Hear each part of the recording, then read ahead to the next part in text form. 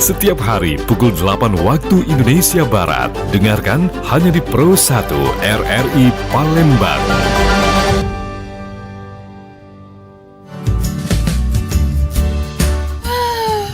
Mau kemana pagi-pagi gini?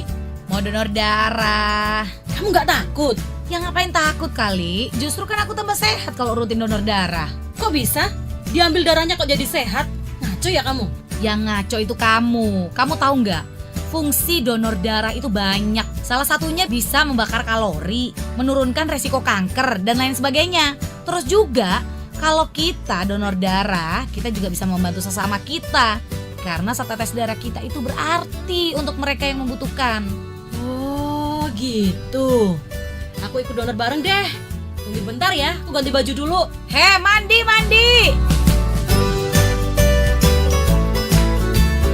Mendonorkan darah berarti kita telah menolong sesama untuk hidup. Setetes darah kita berarti bagi mereka.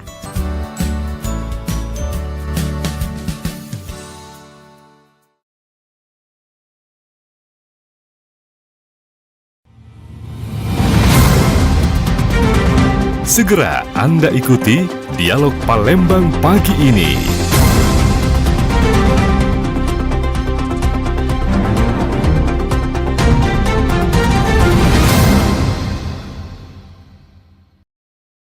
Terima kasih pendengar, Anda masih bersama kami di Pro 1 Palembang, kanal informasi dan inspirasi. Kami hadirkan Dialog Palembang pagi ini, dan pagi hari ini kita akan membahas mengenai langkah pemerintah Kota Palembang ya, dan juga bekerja sama dengan Badan Gizi Nasional ya, menjadikan kota ini sebagai pelopor nasional dalam program makan bergizi gratis, salah satunya dengan pemasangan CCTV di 158 dapur sekolah.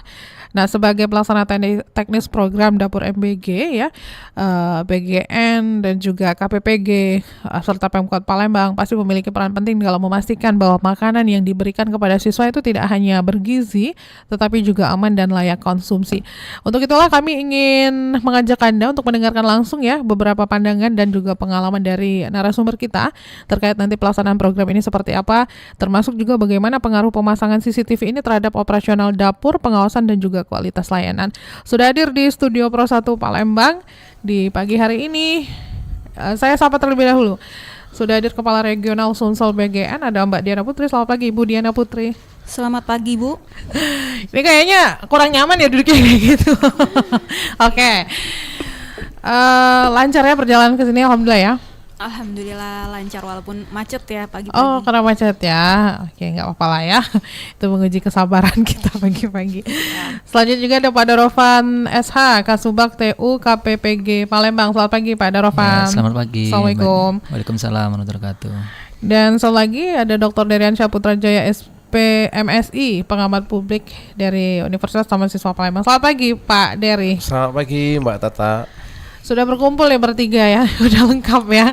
Ya udah siap nih kita untuk membahas program pemasangan CCTV di 158 dapur ya. Nah, ini yang mungkin juga ditunggu-tunggu oleh publik ya. Sebenarnya kalau kita dengar atau membaca judul terkait dengan Palembang akan menjadi pelopor nasional, 158 dapur MBG itu dipasang CCTV, kita akan tanyakan dulu nih, seperti apa mekanismenya ini ya, yang terjadi untuk 158 dapur ini dipasang CCTV. Saya ke Mbak Diana Putri dulu mungkin ya, silakan Mbak.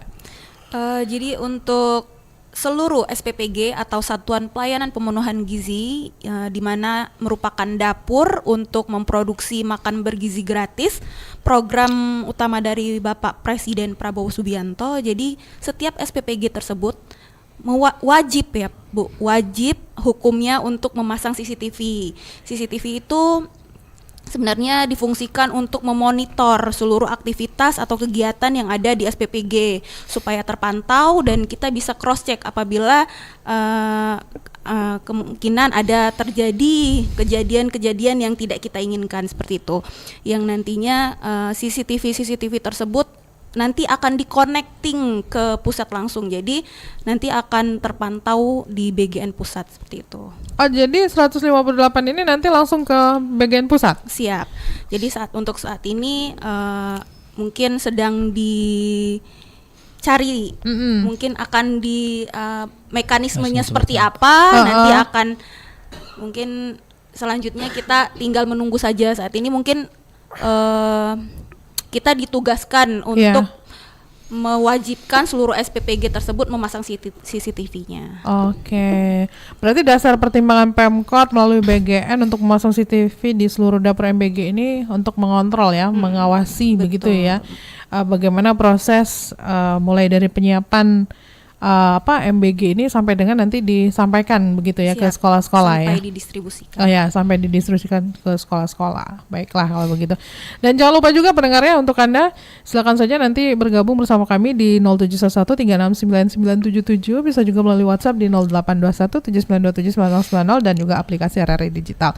Nah, jadi saya ke Pak Darovan nih. Pak Darovan, KPPG sendiri menanggapi kebijakan Pemkot bergandengan dengan BGN ini untuk memasang CCTV di 158 dapur MBG ini seperti apa? Baik, mungkin sebelumnya saya jelaskan dulu ya. Mm-mm. Jadi tujuan dari pemasangan CCTV tersebut adalah untuk memperkuat pengawasan pada proses persiapan makanan, mulai dari bahan baku hingga distribusi, demi menjamin makanan yang sehat, bergizi, aman dan terpercaya. Jadi di sini CCTV itu sangat penting karena dalam internal juga kita bisa memantau proses dari penyiapan bahan baku sampai ke pendistribusian. Itu untuk menjamin keamanan pangan, kemudian memastikan bahwa makanan itu aman dan sehat. Jadi kami dari KPPG Palembang tentunya sangat mendukung untuk program ini. Oke, mendukung program tersebut ya. Jadi apapun nanti yang akan dilaksanakan tuh ya support, maksudnya full 100% ya udah dukung gitu ya. Ya tinggal Karena ini demi mekanismenya kayak gimana mekanisme. kan. Kami harus berkoordinasi juga dengan Badan Gizi Nasional yang di pusat. Oke. Oh, berarti ini semuanya itu connectingnya juga ke pusat, Iya, masih gitu ya. kami masih ke pusat. Oke, baiklah kalau begitu. Nah, saya ke Pak Dery nih. Pak Dery, Anda melihat kebijakan pemasangan CCTV di 158 dapur MBG ini di Palembang ini dari perspektif kebijakan publik seperti apa, Pak? Oke, baik Mbak Tata ya. Tadi sudah dijelaskan Pak Daropan sama Mbak Putri terkait dengan pemasangan CCTV yang pada prinsipnya di awal memang harus ada ya. Iya. Cuma lagi tren ini urusan MBG ini ada berita bahwa Palembang Ini paling happening saat ini nih MBG memang. Iya, 158 titik di Palembang akan Iya. dilengkapi dengan CCTV dalam rangka untuk melakukan pengawasan. Nah, kalau kita lihat memang kebijakan ini kan adalah kebijakan prioritas Pak Presiden ya. Oh, iya. Nomor 1 ini MBG ini, kita berbicara terkait dengan jumlah anggaran juga yang gede kan. Nah, tapi memang kalau dengan ada CCTV mungkin bisa mengcounter pemikiran-pemikiran dari masyarakat yang khawatir terkait dengan baru-baru ini kita lihat Pak Darapannya mungkin Dugaan keracunan ya. Bahkan dideteksi oleh Ombudsman kalau nggak salah ada 8 permasalahan MBG banyak sekali itu ya. Salah Iya. satunya adalah keracunan massal. Banyak sekali yang terkena keracunan. Nah, dengan ada CCTV tadi, jadi mungkin meyakinkan masyarakat dalam membangun opini bahwa tidak ada sama sekali nanti terjadi kembali terkait dengan keracunan. Kita harus lebih optimis ya dengan program Pak Presiden cukup bagus ya. Mungkin begitu Mbak Tata. Oke, Mbak Diana, kenapa Palembang gitu ya yang diposisikan sebagai pelopor nasional gitu ya dalam program ini? Apakah ada target jangka panjang yang ingin dicapai atau karena latar belakang kemarin banyak viral kasus dugaan keracunan dari kita nih, dari Sumsel sendiri gitu ya? Oke, untuk saat ini yang sedang happening bahwa Palembang sendiri memiliki sudah terconnecting 158 itu sebenarnya 158 itu adalah kuota SPPG yang akan tumbuh di Kota Palembang seperti itu. Untuk CCTV itu memang diwajibkan oleh BGN untuk setiap SPPG memasang CCTV. Untuk yang kenapa tadi sudah disampaikan sama Pak Darovan untuk memantau dari produksi MBG yang kita laksanakan. Ya. Tapi kenapa Palembang nih? Kenapa harus Palembang gitu? Mungkin Pertimbangannya apa? Kenapa Palembang? Mungkin saat ini Palembang Apakah lebih banyak dapurnya atau gimana? ya kota yang mungkin sudah banyak SPPG yang aktif seperti itu, Ibu. Jadi pemasangan CCTV juga sudah terpasang di SPPG tersebut. Jadi itu mempengaruhi dari tadi yang menjadi contoh atau pelopor seperti itu. Oke, berarti sebenarnya kalau kita berbicara soal CCTV yang sudah dipasang ini sudah ada berapa banyak di SPPG? Sebenarnya seluruh SPPG itu begitu mau operasional itu udah diwajibkan untuk memasang CCTV Oke. dari awal itu, Bu. Jadi itu udah kayak SOP-nya gitu Iya, ya? udah kayak gitu. Berarti tidak ada satupun yang tidak terpasang gitu ya? Iya. Oke, jadi berarti langkah awal yang dilakukan KPPG dalam menyesuaikan operasional dapur dengan adanya pengawasan CCTV ini nanti kedepannya seperti apa, Pak? Ya, dengan adanya CCTV ini seluruh aktivitas itu kan terdeteksi, Iya. terekam. Jadi kita bisa memantau ketika ada kejadian itu sebenarnya case-nya di mana gitu. Jadi langsung ketahuan itu di mana ada kesalahan di mana gitu. Iya. Kalau memang semuanya sudah sesuai SOP dan berjalan dengan baik, ya mungkin ada masalah lain di luar yang mungkin menyebabkan kejadian yang tidak kita inginkan gitu. Jadi kejadian menonjol. Jadi jangan sampai nanti jangan ada dusta di antara kita lah ya. Iya gitu. Antara penyalur gitu ya sama penerima gitu ya. Oke, Iya, Bu. baiklah.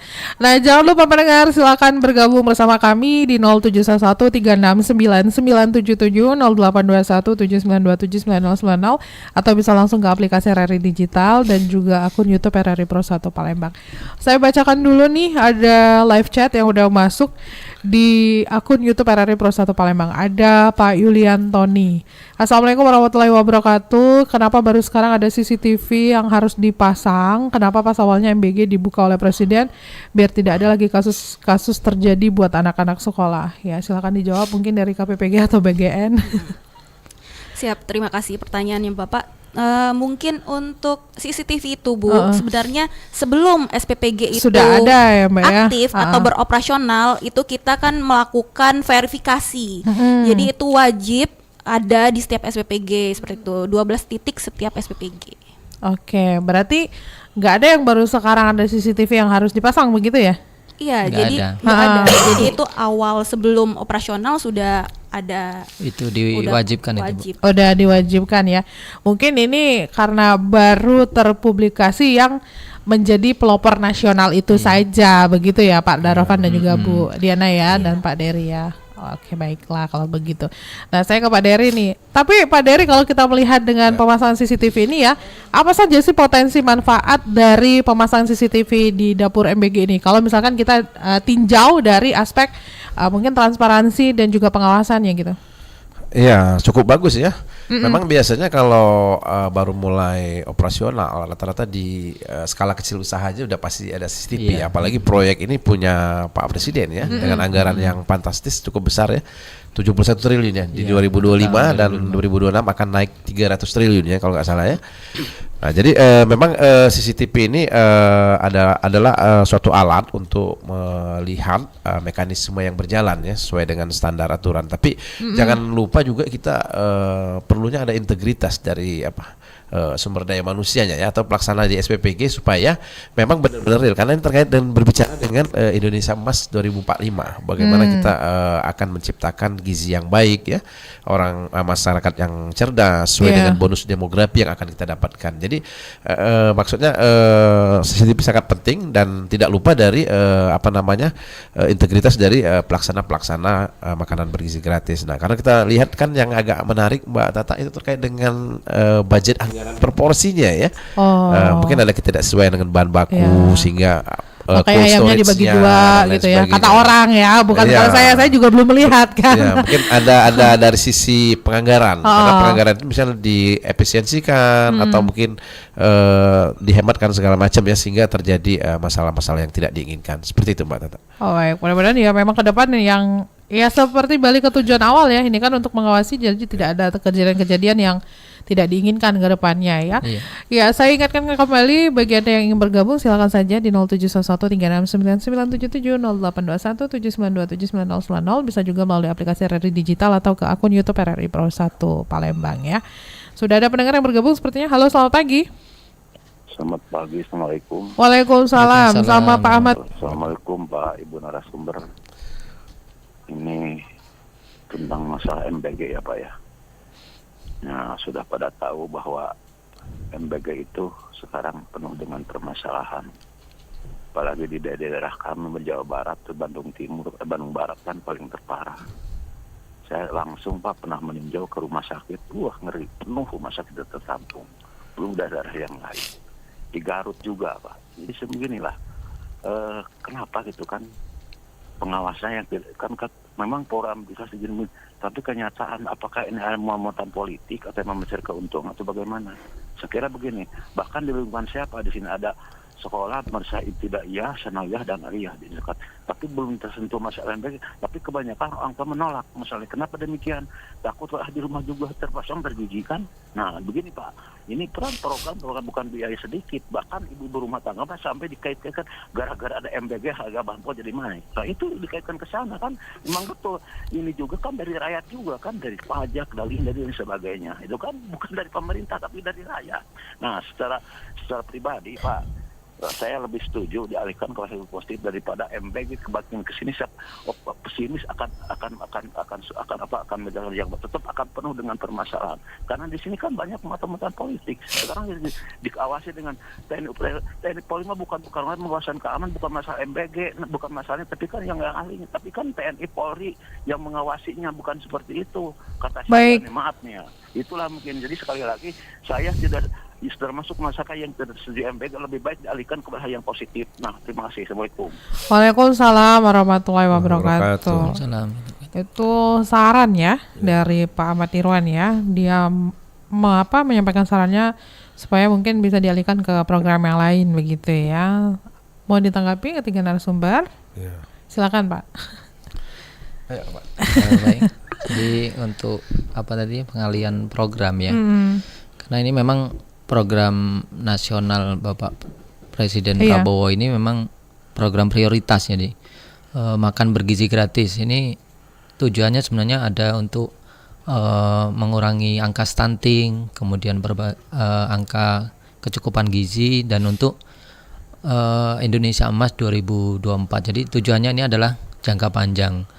Untuk mungkin karena ini adalah program baru, jadi butuh perbaikan sehingga mungkin banyak sekali yang harus kita perbaiki. Tentunya masukan dari semua pihak bisa menjadi pendukung untuk program ini. Baik. Yang lain tidak ada? Jadi sebenarnya makan bergizi gratis ini tidak hanya kita itu memberikan makan seperti itu. Kita di sini juga membuka lapangan pekerjaan, kemudian kita juga memanfaatkan BUMDes yang sebelumnya mungkin petani-petani, nelayan-nelayan itu mungkin memasok bahan bakunya itu kemana seperti itu, yang membeli siapa. Jadi saat ini kita sudah bisa menampung hasil produksi mereka untuk kita gunakan dan kita olah untuk menjadi makanan yang disajikan untuk anak-anak mereka seperti itu. Jadi tidak hanya memberi makan, tetapi juga kita di sini juga meningkatkan ekonomi desa. Jadi dari uang pajak yang disebutkan tadi kita manfaatkan supaya uang tersebut tidak terserap keluar, tapi terserap di dalam negeri dan tersalurkan di desa-desa seperti itu, Ibu. Oke, baiklah kalau begitu. Pak Dery ada yang mau ditambahkan? Oke, baik. Terima kasih Pak Irwan dari Jawa Barat tadi ya. Iya. Karena Jawa Barat ini banyak sekali case yang beracun ya. Iya, baik, seperti disampaikan Mbak Putri tadi, memang benar program prioritas Pak Presiden ini salah satunya adalah dalam rangka menciptakan pertumbuhan ekonomi juga ya. Kita di target 8% di 2029 ya. Nah, salah satunya memang ada ekosistem yang terbentuk. Misalnya rantai pasok yang disampaikan Mbak Putri tadi terkait dengan pemanfaatan hasil rakyat ya, nanti balik lagi ke desa sehingga ada pertumbuhan ekonomi di sana ya. Nah, kalau kita lihat memang bagus ya, di banyak negara sudah menciptakan seperti itu dalam upaya memang mencerdaskan anak-anak ya untuk dipersiapkan di Indonesia Emas nanti. Seperti Baik. Ya, pendengar silakan saja bergabung bersama kami di 0711 369977. Halo, selamat pagi. Halo. Halo, assalamualaikum. Waalaikumsalam. warahmatullahi wabarakatuh. Sama Bapak siapa di mana? Ya, sama Tata, Pak. Ya, dari Batu Raja. Oh, Pak Giwai ini. Ya, Silakan Pak Giwai. assalamualaikum Bapak narasumber dan Ibu narasumber ya. Waalaikumsalam warahmatullahi Tentang wabarakatuh. masalah IBG ini, program Pak Bro itu udah bagus. Cuman yang perlu diawasi itu bukan kita memasang CCTV yang diberitakan itu. CCTV itu tidak bisa bicara, hanyalah benda. Yang jelas pengawasan anggaran EBG itu ya. Nah, apakah sesuai yang dibelanjakan dengan material akan disajikan? Kan begitu. Misal anggaran berberapa anggaran itu ya? Misalnya 10.000 ya per orang ya. Nah, waktu sekolah itu misal 500 siswa, berarti 5 juta. Apakah anggaran itu yang dibelanjakan sesuai dengan yang uangnya itu? Apakah kurang? Apakah bahan yang dibelanjakan udah bagus? Itu dulu yang kita lihat. Contoh seperti ini ya, di Muara II temukan sayur yang basi. Apakah sayur yang dibeli basi itu sesuai dengan anggarannya? Satu ya. Kedua, misal ikan tuh, kalau ikan hidup dengan ikan mati beda, Mbak. Kalau ikan hidup mungkin bagus, kalau ikan mati itu lihat mati yang berapa hari yang lalu mungkin tidak sesuai konsumsi. Anggaran pembelanjaan itu sudah sesuai belum dengan yang ini itu yang dikena. Nah, itu makanya ada pengawasan dari manusia, bukan CCTV. Jadi manusia mengawasi apa orang tua wali itu yang mengawasi. Jadi dia tahu barang ini nggak bagus, yang beli sesuai anggaran. Apa anggaran dari pemerintah pusat itu kurang, kan begitu kan? Nah, jadi kalau kita membeli CCTV, Pak Gubernur lebih anggaran CCTV sangat besar. Dikasihkan dibantu karena untuk ABG itu supaya lebih bagus. Seperti susu apakah tiap hari, apakah 1 hari. Nah itu anggaran itu dulu yang kita kalau masa orang masak itu orang bagus, orang ahli masak semua itu Pak. Contoh Pak ya, kalau kita prasmanan orang sedekah kalian itu bagus itu karena anggaran sesuai dibelanjakan. Baik. Sakit perut orang masak. Oke. Masalah anggaran itu dulu. Pak Gubernur harus bentuk tim pengawas anggaran pembelanjaan itu. Jadi barang yang bagus atau enggak. Itu aja menurut saya. Terima kasih. Assalamualaikum. Waalaikumsalam warahmatullahi wabarakatuh. wabarakatuh. Ini yang digarisbawahi itu soal anggaran cukup apa enggak sebenarnya ya. Tapi sebenarnya kalau bisik-bisiknya ini cukup apa enggak sih Mbak yang terjadi di lapangan Mbak Diana? Untuk anggaran kita cukup ya, Cukup Bu. ya? Cukup. Jadi sebelum kita itu memproduksi makanan, jadi kita itu sudah ada tahapan-tahapannya seperti itu. Jadi untuk menentukan kita memproduksi suatu menu atau makanan itu kita sudah membuat siklus menu yang dimana kita sudah menentukan berapa add cost dari makanan yang akan kita produksi. Kemudian untuk bahan baku sendiri sudah kita buat juga dari masing-masing ahli gizi itu membuat klasifikasi atau kriteria bahan baku yang akan dibeli seperti itu. Kenapa CCTV gitu?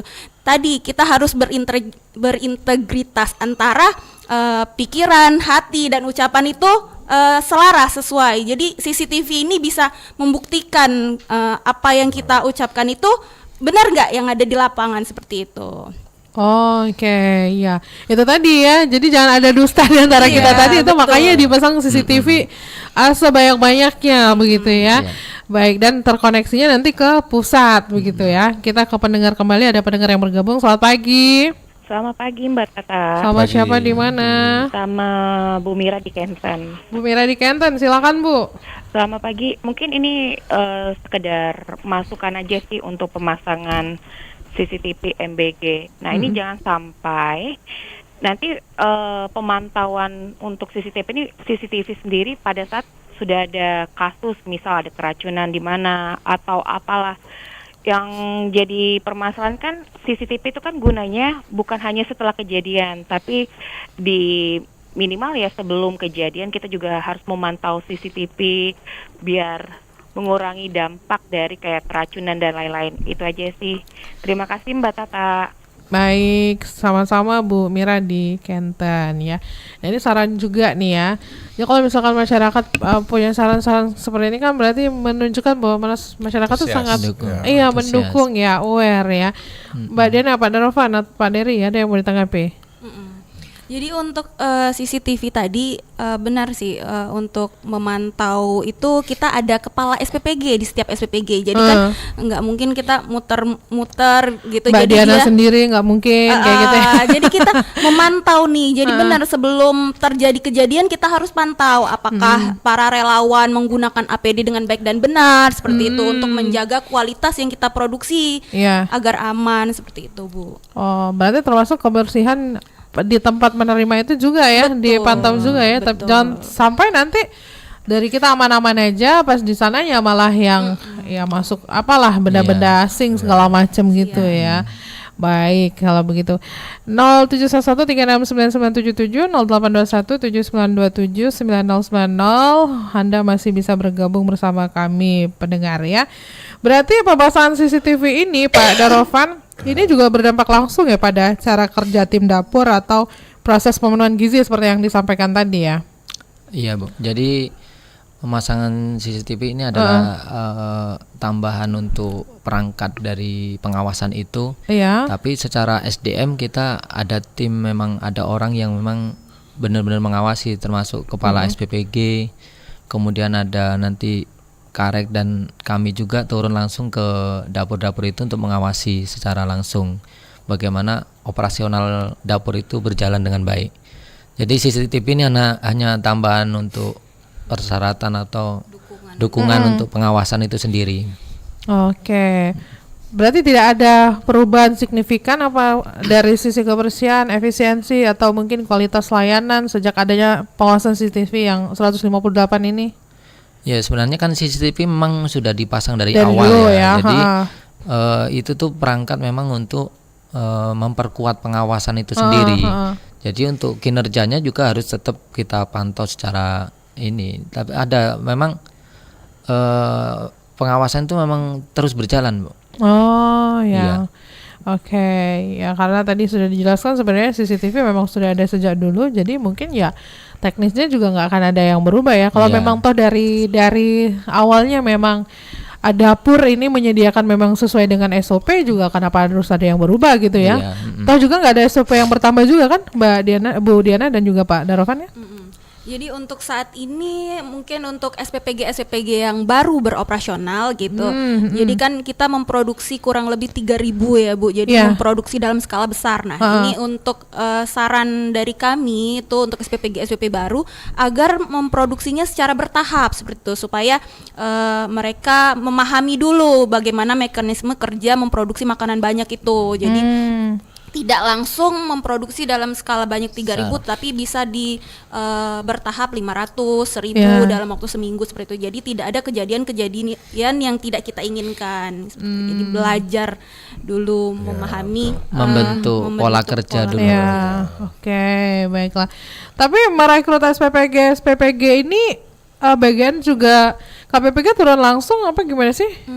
Untuk membentuk suatu SPPG itu dari terpusat langsung, Ibu. Jadi seluruh mitra itu mendaftarkan melalui portal mitra bgn.go.id. Oh, dikurasi juga ya? Iya. Oh, gitu. Jadi kita verifikasi dulu sebelum SPPG itu aktif. Oh, jadi resmi ya maksudnya? Resmi dari pusat. Oh, gitu. Ada linknya itu. Nggak ada yang dulurnya si Anu gitu punya catering, nggak ada gitu. Oke, baiklah. Masalah. Kan siapa tahu kan Pak, nanti saya bisa nitip sama Bu Diana. Bu Diana saya punya tuh. Enggak gitu ya. Langsung daftar langsung ya. Iya. Oke. Nah, Pak Dery, menurut Anda kebijakan ini bisa nggak sih menjadi memang benar-benar menjadi model nasional ya, yang memang layak untuk diterapkan juga di daerah-daerah lainnya gitu? Ya, sebenarnya kalau sudah standarnya awal harusnya seluruh ya. Iya, jangan Cuman Palembang mungkin, aja gitu ya. dalam hal lebih detail, Palembang menjadi prioritas. Tapi benar disampaikan Mbak Diana tadi ya, Iya. bahwa yang pertama mungkin terkait dengan sumber daya manusia yang melaksanakan di SPPG Mbak ya. Karena rata-rata memang mungkin ritme kerjanya, polanya dengan banyak stok makanan yang harus diproduksi. Nah, itu sehingga menimbulkan ada jarak waktu dan menyebabkan mungkin mengarah kepada keracunan massal dan lain sebagainya. Di samping memang pemilihan dari mitra-mitra tadi, yayasan, dan itu di dalam ini ada temuan dari ombudsman ya, kalau nggak salah ada 8 masalah MBG, itu salah satunya itu permasalahan dalam penetapan mitra, yayasan dan SPG belum transparan dan rawan konflik kepentingan. Nah, rata-rata mungkin terkait dengan skill ya, kemampuan sumber daya manusia untuk melaksanakan produksi makanan harus disupport dengan sertifikat dan lain-lain. Saya dengar kemarin ada gugus fungsi tugas ya, penambahan beberapa instansi yang mengawasi, misalnya dari BKKBN, dari Kementerian Kesehatan, BPOM yang berafiliasi menjadi gugus fungsi tugas untuk mensukseskan program ini, seperti itu. Tapi kalau yang disebutkan Mbak Diana tadi kan ini ya Pak Dery, akurasinya langsung dari web gitu ya. Ya. Nah kalau yang kayak gini tuh apakah ini kurang efektif, kurang transparan kah? Atau gimana nih nanti bisa saja Mbak, bagusnya? karena dari web itu kan Dibagus-bagusin mekanisme semua pendaftaran gitu ya. ya. Tapi kita nilai anggarannya besar ya. Artinya memang orang terpicu dalam skala untuk mengikuti kegiatan seperti itu ya, termasuk mungkin ya partai politik juga mungkin ada peran serta dalam melaksanakan kegiatan-kegiatan. Tapi pada prinsipnya itu setiap orang bebas melakukan mitra SPPG ini. Yang penting ya kita harus tonjolkan kualitas, skill ya, standar kesehatan, gizi, integritas SDM dan juga pengawasan tadi ya, setelah CCTV tadi ya. Seperti itu. Nah, Bu Diana, proses perencanaan dan penganggaran program pemasangan CCTV ini bagaimana nih yang dilakukan oleh BGN ini? Untuk proses dan anggaran itu sebenarnya kan kita sudah melalui tahapan verifikasi, Ya, Bu. Jadi yang sebelum awal SPPG, tadi ya. SPPG itu sebelum berjalan sudah disediakan oleh mitra atau yayasan yang menyediakan SPPG itu, yang menyewakan SPPG itu ke BGN. Jadi mereka harus melengkapi dulu seluruh infrastruktur, baik bangunan maupun peralatan dan beserta isinya seluruhnya itu yang harus disesuaikan dengan standar BGN. Jadi itu sudah masuk ke biaya sewa yang dianggarkan oleh mitra. Oh, berarti ini anggaran pemasangan CCTV ini bukan berasal dari APBD begitu ya? Dari kolaborasi dengan pihak ketiga gitu ya. Oke, baiklah kalau begitu. Nah, saya bacakan dulu nih WhatsApp yang udah masuk di 082179279090 dari Pak Iwan di kilometer 12. Selamat pagi. Kalau saya ini tetap mendukung sekali MBG ya, biar anak itu tidak sembarangan lagi jajan. Oke, baik. Terima kasih Pak Iwan ya sudah bergabung bersama kami. Tapi memang banyak sih kalau di media sosial itu rata-rata banyak yang mendukung sebenarnya ya. Cuman itu tadi mungkin lebih diketatkan lagi pengawasannya sehingga tidak terjadi hal-hal yang tidak diinginkan tadi ya. Oke, saya ke Pak Darohan lagi nih. Oh, sebelumnya kita ke pendengar dulu ya. Halo, selamat pagi. Halo. Halo. Halo. Halo. Oke. Terputus ya, bisa dicoba lagi nanti. Nah, ini ke Pak Darovan ya. Pak Darovan, jadi gimana nih kalau misalkan SPPG-nya itu menjaga semangat dan juga kenyamanan lah ya, kerja stafnya itu di tengah pengawasan kamera gitu. Kamera nyala semua nih. Iya. Jadi walaupun memang sejak awal ya katanya, tapi kan ada itu. Semakin dipublish informasi seperti ini kan semakin banyak yang menyoroti kan, pasti namanya manusia kan pasti waduh saya tercapture kamera nih, nanti gimana nih? Sebenarnya mereka kan sudah dilatih dan untuk mempersiapkan dapur itu sehingga ada CCTV, nggak ada CCTV, mereka harus tetap bekerja secara profesional dan sesuai SOP. Ya. Jadi nggak tergantung dengan ini diawasi, jadi harus bekerjanya harus benar gitu. Diawasi tanpa diawasi mereka harus benar, atau bahkan kami datang nggak datang itu mereka harus tetap disiplin, menegakkan SOP, menjalankan prosedur yang sudah disampaikan dari Juknis gitu. Jadi tidak tergantung dengan CCTV. Ya, berarti nggak ada tambahan suntikan motivasi atau quote setiap harinya gitu ya untuk menjaga semangat dan kenyamanan karyawan tadi ya. Karena kan itu lumayan banyak yang dikerjakan ya Pak ya. Iya banyak, dari mulai persiapan sampai distribusi itu. Jadi banyak yang harus dikerjakan oleh SPPG itu sendiri. Oke, sejauh ini mereka merasa nyaman-nyaman aja ya. Iya. Tidak ada yang komplain, yang ngeluh apa segala macam. Karena mereka kan di interview dulu kan, mereka lebih cenderung untuk di posisi mana ini yang paling sesuai dengan kemampuan dia dan kenyamanan dia gitu. Oh, oke, baiklah. Nah, Bu Diana, kalau kita berbicara soal mungkin ya estimasi biaya pemasangan CCTV-nya per titik ini, Bu Diana kira-kira mau bisikin ke kita nggak berapa? Kalau estimasi biaya kita kurang tahu ya, Bu, karena itu kan kewenangan atau yang menjadi mitra-mitra ini. Oke, berarti siapa yang menjadi penyedia atau vendor sistem CCTV yang digunakan juga tidak tahu begitu? Untuk vendor CCTV kita nggak tahu karena masing-masing SPPG itu kan mencari mungkin vendor pemasanginnya beda-beda. Oh, beda-beda ya, nggak satu pintu nggak ya, tapi setiap SPPG itu beda-beda ya. Oke, nah kalau proses pemilihannya? Pemilihan CCTV prosesnya gimana itu tuh? Masing-masing mitra juga. Oh. Jadi kita hanya mewajibkan dalam persyaratan itu 12 titik. 12 titik. Tinggal mereka yang bekerja selanjutnya seperti apa ya. Kita cuman memberikan kepercayaan aja seperti itu ya, jatuhnya ya seperti itu ya. Oke, baiklah. Tapi Pak Dery, gimana nih kebijakan ini tuh bisa dipastikan efektif gitu dalam meningkatkan kualitas layanan dapur MBG? Kebijakan pemasangan CCTV ini ya kalau kita lihat cukup bagus juga ya. Bisa efektif juga walaupun memang skillnya sudah terlatih dan kejujurannya mungkin sudah Tapi diuji. publik tuh kan merasa kurang puas terus Pak. Nah ini bagaimana nih untuk publik kurang puas itu kan karena ini Pak, karena ada dampak, karena muncul ada keracunan di beberapa tempat sehingga dia berpikir ada hal-hal yang kurang pas dalam pelaksanaan kegiatan tersebut, implementasinya ya. Kalau kebijakan publik ada implementasinya, apakah sudah sesuai dengan aturan atau belum, atau sudah SOP, nah itu.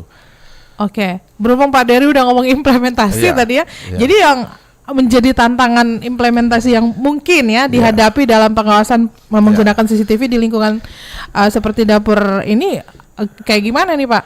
Berarti tetap CCTV tetap dijalankan sebagai alat pengawasan ya.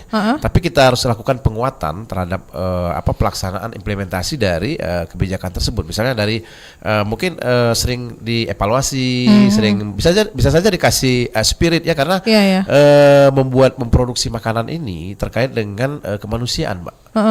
Kita Pak Presiden menyampaikan dampaknya hanya 0,000117%, Mbak ya.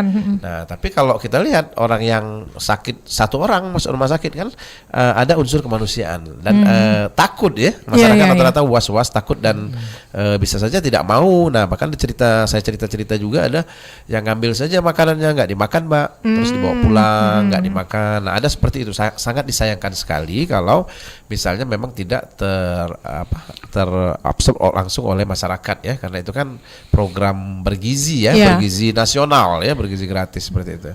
Oke. Nah, karena tadi Pak Dery tadi udah bilang ya, mumpung saya juga masih ingat nih Bu Diana ya, ada yang makanannya tuh nggak dimakan, dibawa pulang ya.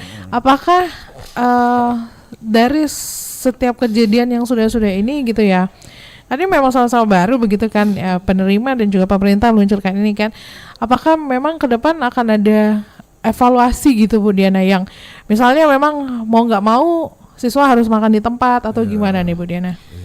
Sebenarnya itu bukan nantinya akan evaluasi ya Bu, karena memang standar operasional prosedurnya bahwa makanan tersebut tidak boleh dibawa pulang. Berarti kalau yang kayak gitu kecolongan gitu. Iya. Oh ya, nah nanti kedepannya gimana supaya tidak ada lagi begitu? Apakah nanti pihak sekolah akan diberikan teguran atau gimana gitu? Jadi seluruh kepala SPPG itu Iya. sudah menghimbau kepada sekolah-sekolah penerima manfaatnya itu untuk tidak memperbolehkan seluruh siswa itu membawa pulang makanan MBG seperti itu, karena makanan tersebut ada masa expirednya ya Bu. Iya. Setelah 2 jam didistribusikan itu untuk harus segera dikonsumsi, maka tidak boleh dibawa pulang. Nah, kejadian-kejadian yang banyak terjadi atau sudah terjadi ini, siswa-siswa itu membawa makanan pulang ke rumah, kemudian dimakan oleh adiknya seperti itu. Makanan tersebut kan sudah tidak layak keluarganya Untuk dimakan di rumah. padahal makanan tersebut sudah tidak layak konsumsi. Oh gitu. Bahkan mungkin dibawa pulang nih sama anaknya, Makannya udah kemudian sudah sore ataupun besoknya baru dibuka nih sama orang tuanya, ternyata ada makanan MBG sudah berjamur, itu pernah tuh diviralkan Bu. Jadi ada beberapa kejadian yang viral waktu itu, ada makanan yang dibawa pulang oleh anaknya ditemukan oleh orang tuanya itu berjamur, dan setelah di cross check makanan tersebut sudah beberapa hari dibawa pulang oleh anaknya. Oke. Nah, jadi gimana nih Pak Darvan, keterlibatan SWPG ya dalam koordinasi teknis atau pelaporan hasil dapurnya itu kepada ya mungkin Pemkot ataupun pusat ya setelah CCTV ini dipasang? Jadi untuk CCTV ini kan kembali lagi tadi bahwa itu adalah perangkat tambahan untuk pengawasan tadi kan. Jadi gimana tadi maksudnya? Ya, terus keterlibatannya dalam koordinasi teknis atau pelaporan hasilnya gimana tuh nanti?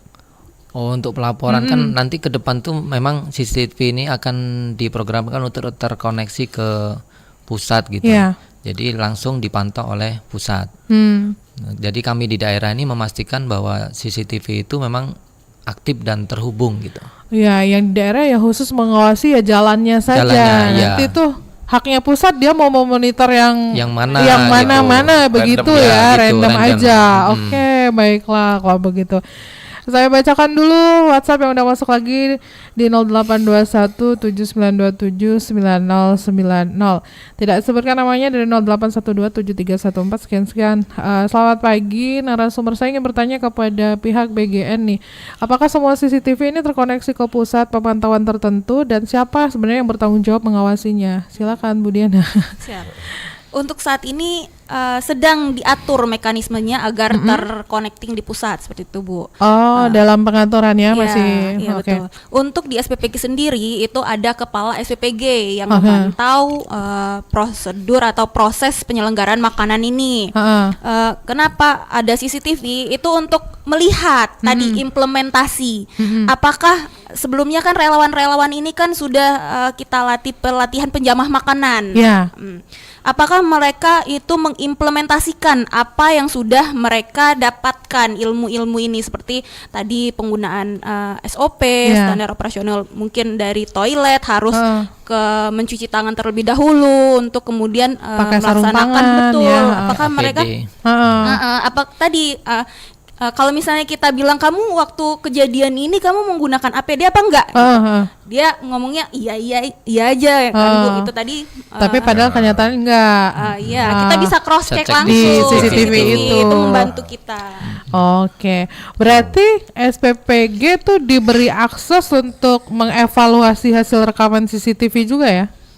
Iya, karena dia kan memang yang berada di situ langsung kan. Jadi mereka ya bisa akses itu untuk CCTV itu sendiri.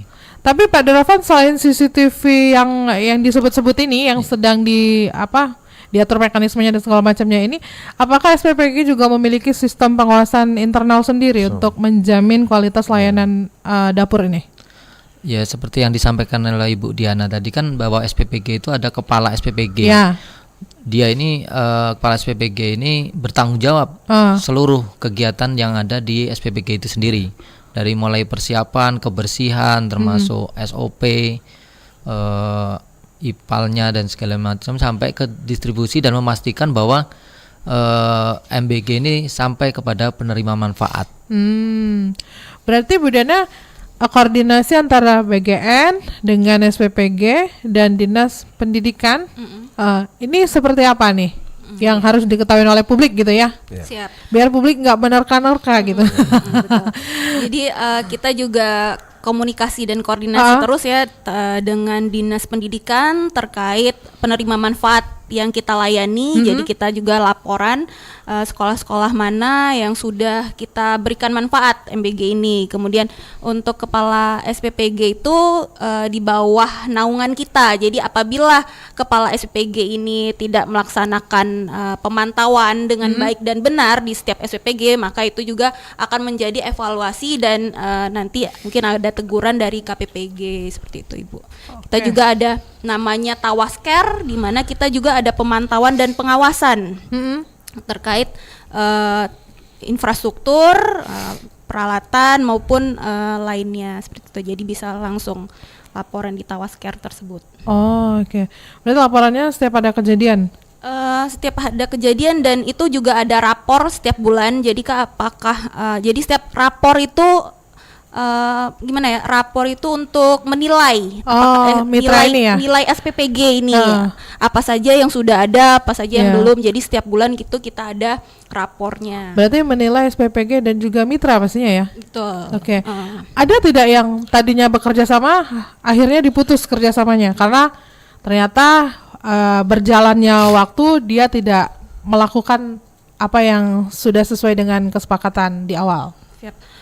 Untuk saat ini belum ada ya, Bu. Belum ada, ya? Cuman kita tadi pemantauan pengawasan juga terus berjalan. Jadi untuk mitra-mitra atau yayasan yang tidak mengikuti atau melaksanakan apa yang kita perintahkan. Jadi kan untuk syarat-syarat itu mungkin kan bertahap, terus ada peningkatan-peningkatan. Nah, mereka ini menyesuaikan atau tidak?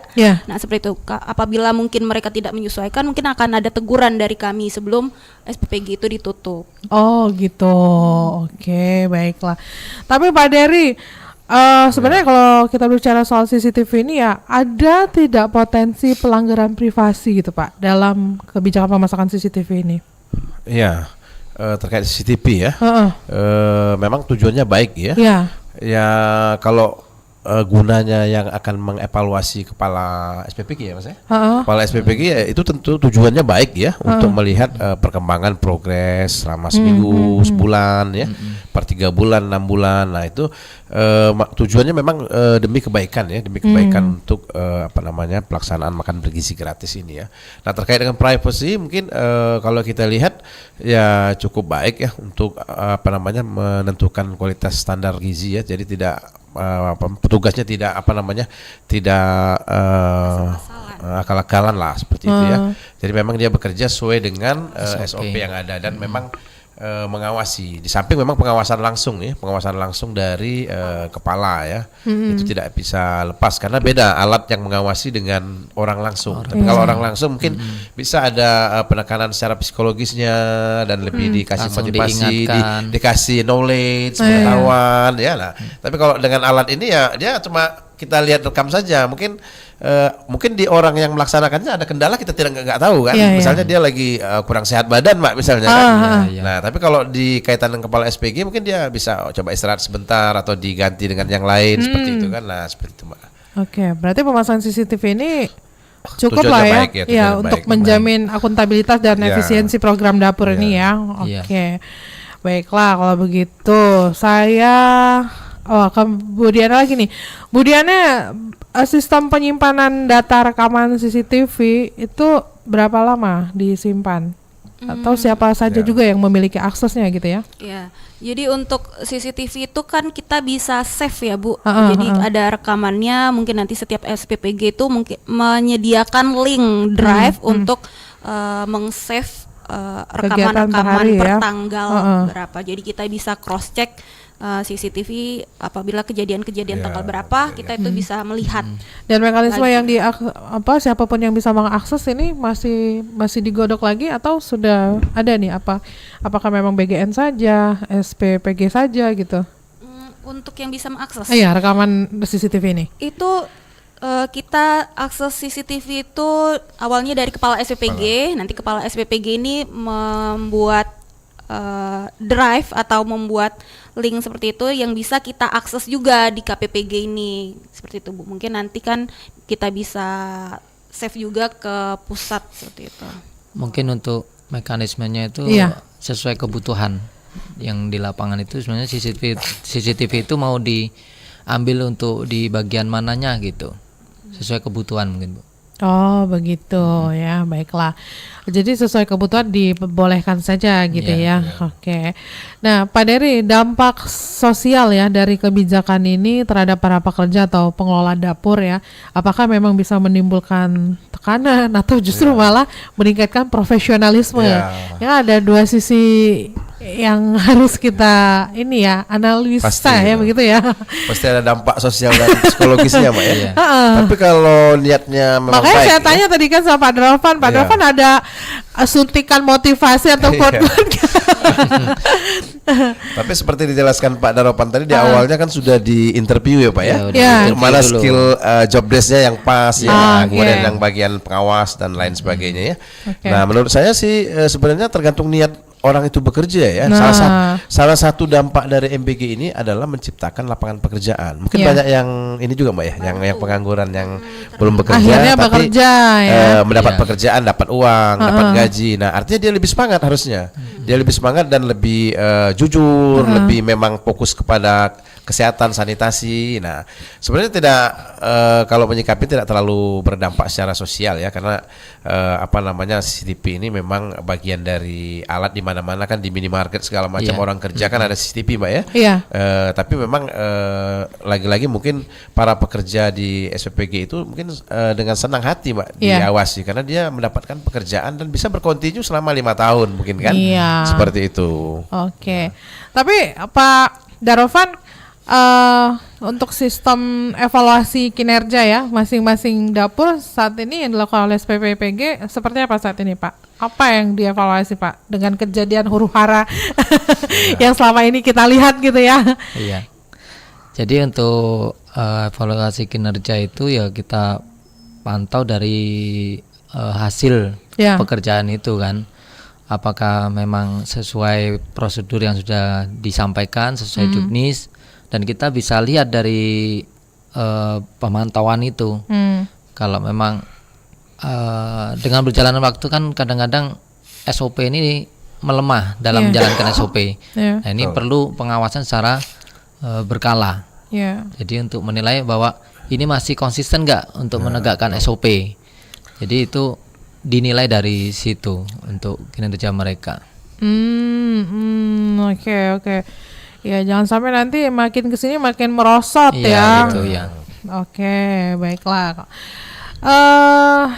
Saya bacakan lagi WA yang udah masuk di 0821 7927 9090. Oke, tidak disebutkan namanya. Selamat pagi. Bu Diana, apakah BGN ini sudah melakukan evaluasi sejak awal? Jika ada temuan apa saja dan apa saja sih tindak lanjutnya gitu? Siap. Jadi untuk evaluasi itu kita ada Tawasker namanya, evaluasi setiap bulan seluruh SPPG ini, kepala SPPG itu melaporkan apa yang ada di lapangan. Setiap SPPG-nya nanti dilaporkan kepada kami, nanti kami teruskan ke pusat seperti itu. Tapi laporan SPPG yang ada sampai saat ini tuh seperti apa Bu? Jadi Apakah semuanya all is well gitu kan ya? Apa gimana? Jadi kemungkinan kebanyakan itu masalah yang terjadi itu karena air ya Bu, Air. air. Ya. Nah, Kenapa airnya? jadi karena kita ini sungai, Kurang hijin gitu ya? jadi Sanitasinya. sanitasinya itu banyak, airnya tuh banyak kandungan E. coli-nya. Sebagai evaluasi dari kami mewajibkan saat ini seluruh SPPG itu untuk memasang filter air. Oh gitu. SPPG juga memasang filter air, berarti nambah anggaran lagi untuk filter airnya. Ya, filter air itu ya itu tadi kan, Apa jadi sudah yang harus sama? jadi SPPG itu atau mitra itu harus mengikuti Iya. mengikuti apa yang standar dari kita saat ini. Ya. Kan mungkin karena Sumsel banyak kejadian kasus-kasus yang Ya. dikarenakan E. coli dari kandungan airnya, itu jadi kita mewajibkan seluruh Ya. SPPG untuk memasang filter air. Oke. Tapi apakah nanti ada rencana gitu Bu Diana untuk mengembangkan ya sistem ini tuh ke sektor pelayanan publik kayak misalnya kan di sekolah ada kantin sekolah gitu. Nah, gimana tuh Bu? Ya. Jadi dulu Karena saya pernah lihat di media sosial ya, itu di sekolah mana kalau tidak Muhammadiyah ya, itu kantinnya sehat Bagus. banget ya, tertata, hijin dan segala macam. Apakah nanti juga akan terjadi juga di kota kita ini? kalau di kota kemungkinan kecil ya Bu, karena kan kita kan di sini aglomerasi, jadi satu sekolah-sekolah itu berdekatan seperti itu, jadi bisa dicangkup oleh satu SPPG yang melayani. Kemungkinan ini bisa digunakan atau direalisasikan di perdesaan yang mungkin tidak terjangkau oleh SPPG seperti itu. Jadi mungkin nanti akan ada namanya mungkin SPPG hybrid. Jadi melayani untuk misalnya pondok pesantren seperti itu. Bu. Jadi dapur itu berada di pondok pesantren itu sendiri. Jadi kalau di kota besar tuh tidak ya. Oke, baiklah. Baiklah kalau begitu, sebelum diakhiri perbincangan kita, mungkin ada yang ingin disampaikan kepada pendengar, pemirsa gitu kan ya. Mungkin juga harapannya ke depan terhadap program ini ya, karena ini dalam konteks peningkatan tata kelola pemerintahan dan layanan publik yang baik ya begitu.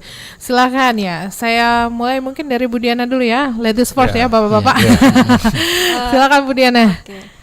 Jadi untuk program makan bergizi ini tadi kita tidak hanya memberikan makan, tetapi juga kita membuka lapangan pekerjaan dan kita juga meningkatkan ekonomi desa.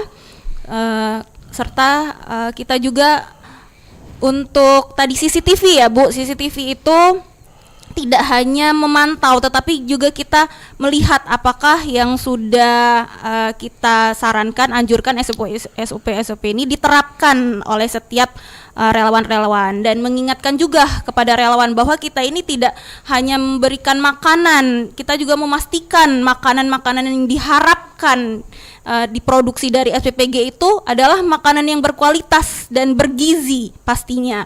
Jadi jangan asal-asalan mereka bekerja seperti itu sih, untuk mengingatkan kepada mereka bahwa CCTV itu bukan hanya memantau, tetapi mereka juga harus berintegritas tadi sesuai dengan